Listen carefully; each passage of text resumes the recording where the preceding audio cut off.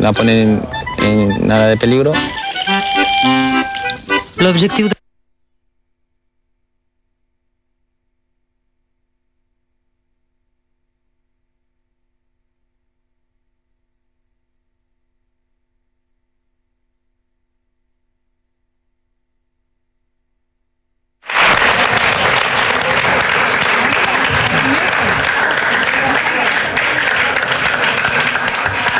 El Partit Popular pretén acabar un dels principals patrimonis de tots els valencians. Els importa una merda esta empresa. Estamos en directo. El Partit Popular assista als treballadors de Radio Televisió Valenciana, defensant un servei públic per a tots els valencians. Hem lluitat durant molts anys per tindre un estatut on es defensara la nostra llengua i la nostra cultura. Ens ho volen robar tot. Ens ho volen robar tot i van plantejar el seu programa electoral a través d'Andrea Fabra. Van dir que nos jodan i estan disposats a joder-nos a tots. I nosaltres anem a lluitar.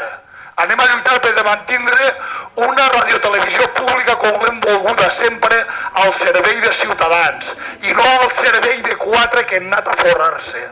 Per dir que volien tirar aquesta gent, parlen de la crisi mundial, de la crisi que va començar en el 2007. En el 2007, els directius destacats estaven repartint-se el botí que havien saquejat en la visita del papa. En el 2007, els caps de recursos humans destacats estaven abusant de treballadores en els despatxos. I ara ens volen fer pagar a nosaltres això, que nos jodamos. Pues no nos vamos a joder. Anem a lluitar per defensar els nostres llocs de treball. Anem a lluitar per defensar un servei per als valencians. I no anem a deixar que estos canalles nos jodan a nosotros. Ni jodan a la societat espanyola, ni a la valenciana, ni acaben en els drets de tots, perquè així hi ha gent que es creu al servei públic dels valencians. I els canalles que han anat a robar-ho tot no poden ara fer-lo pagar als treballadors que han treballat honrada i dignament per servir als valencians i que no han pogut fer més perquè han tingut directius que han servit única i exclusivament a un partit plagat de corruptes. La llei de la radiotelevisió valenciana la va aprovar un senyor investigat per robar-li diners a les víctimes d'Haití. A on estem, senyores? Senyors, a on estem? Poden robar-ho. Nos quieren joder a todos i no ho anem a consentir.